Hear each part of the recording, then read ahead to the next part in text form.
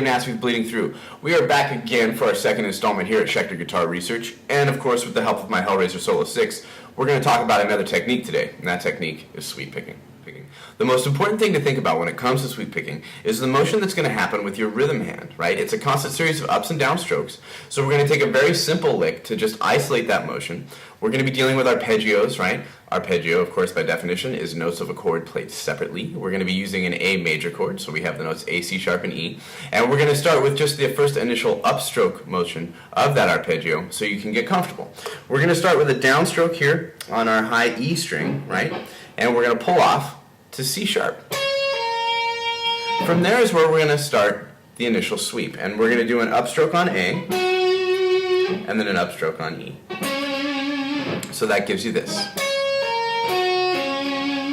Really nice and easy, and you want to keep it smooth and have that constant pulse that runs through your lick to keep you nice and even, so practicing with a metronome is a good way to go, of course, and that gives you this.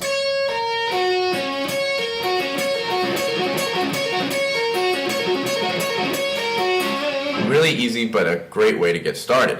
So from there we're going to ascend in our pattern, right, and we're going to go from our upstroke that we have on our E note, continuing on with a downstroke to our A note, to our C sharp with a down. Now, to keep this lick in a nice smooth cycle, we're going to go to an upstroke on our E note here, and that's going to continue us on through the pattern. We started with a down, but when we get back up to that E, in this particular case, we're going to hit it up and keep us moving right through it. I'll show you what I'm talking about. We start with our downstroke. Up, up, down, down, up.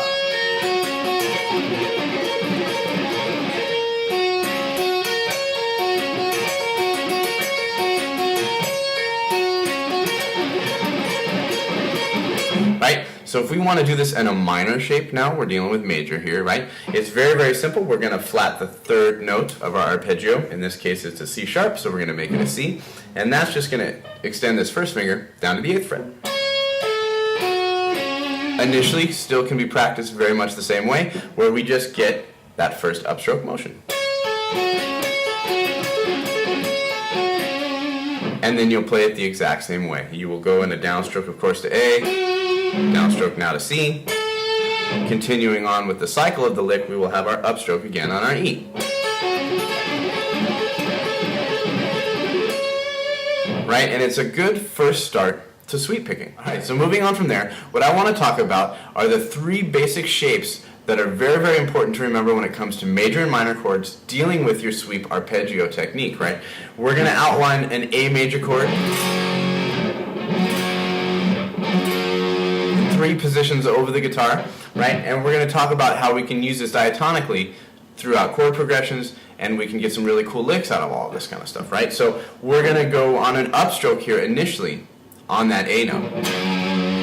Downstroke on C sharp, downstroke on E, downstroke on A, downstroke on C sharp, downstroke on E, downstroke on A, and then up on C sharp. That gives us this.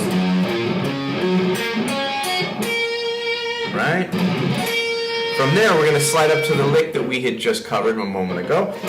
We're going to slide up to our 12th fret, pull off to C sharp as we had done previously. Up on our A, up on our E, up on our C sharp, up on our A. We're going to go down on this E, so that way we can continue on through our pattern. That gives us this so far. Right? From there, we're going to continue on, right? And we have a hammer-on that's going to be created at this point from this particular note. We're coming from here.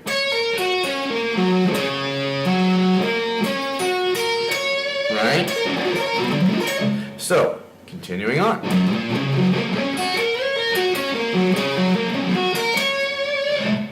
Covering the shape of our A chord here. Right? Now we're going to go up to our A chord in this position, sliding up to our 17th fret to cover our high A note, pulling off to E. Right? I'm using my middle finger here to cover these 3 notes that are going to take place on the 14th fret. We have our C sharp, and our A, and our E.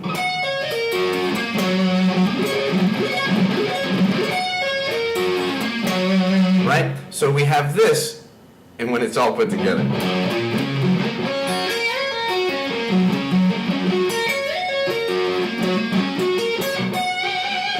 it's a great way to connect through all of these particular shapes. Now, of course, I'm going to move real quick through this so we can cover all of it, but we got to think about our minor as well.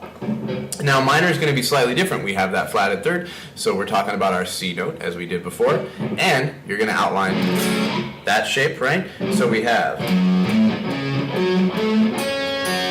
right, moving on from there, we're going to slide up, as we had done previously when we talked about our minor shape as well. We have our C note, thus giving us an upstroke to our A, an upstroke to E.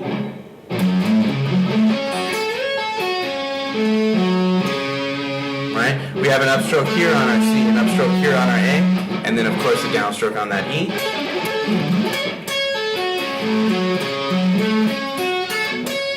Continuing on up to the higher register.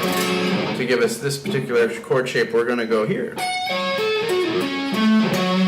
Right, really slowly, that is broken down to a downstroke that takes place on our high A note. We're pulling off to our E, upstroke on C, upstroke on A, upstroke on our E right there, upstroke on C, and then we'll have, again, as always with this particular part of the arpeggio, a downstroke to give you a hammer on, to go back up to that note, in this case it's a C, and continue with your upstroke motion to get through the rest of the arpeggio.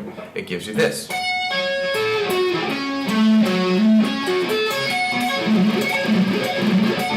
Alright, so those are your three basic shapes that cover the different arpeggios that can be played throughout. Okay, so with the idea of those three basic shapes, right, major and minor, we're going to do some different chords throughout the fretboard and try to come up with some cool licks, okay? First thing we're going to do is talk about a C major chord. We have C, E, and G. We're going to use the second shape out of the major series that we did. That was this guy. Right? We did it, of course, on an A. That's the root note that is easy to identify in this particular position. So, taking that second string, taking that root, I'm going to shift it up to a C, and I'm going to follow that exact same shape, giving me the notes to a C major chord. Right? Easy enough? So we started with doing this. Now that we continue to this. Going up and down in that shape. The idea is that you want to be comfortable separately and then put them together. Start with this, get comfortable doing this, put them together. Right? From there, you can add notes in. We're going to add up to our sixth here. We're going to get our A in there, and we'll pivot off this top note.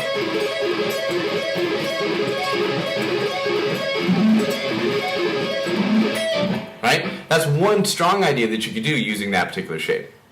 Talking about what we could do with a minor shape now, right? I want to use this one. We're going to use the second shape in the series as we did with major a moment ago.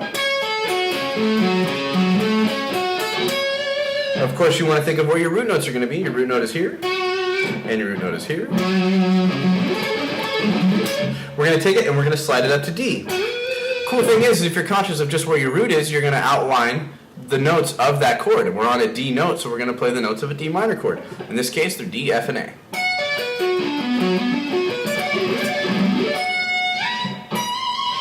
Right? You can go ahead and grab that high octave right there and mix it in with the arpeggio as well.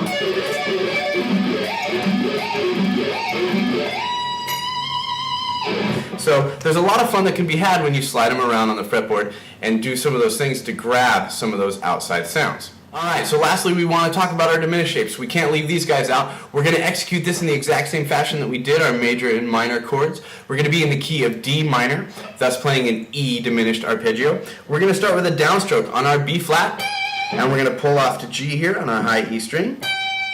Upstroke on E. We're going to grab on the third string, 18th fret, with an upstroke. Then we're going to hit B flat with a downstroke.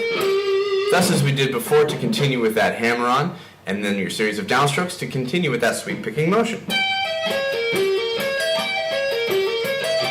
Alright, now doing something different, we're going to do a series of hammer-ons and pull-offs on the high E string and throw it into the arpeggio to get a bit of an outside sound with our sweep.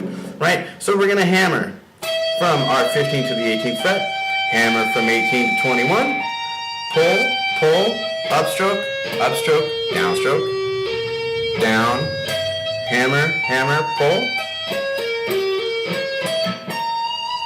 right? It's a really, really cool lick to get going and a lot of fun to play. Check it out.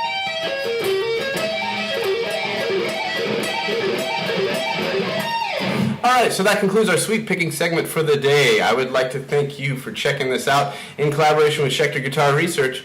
I really appreciate you for being here, and I look forward to seeing you next time.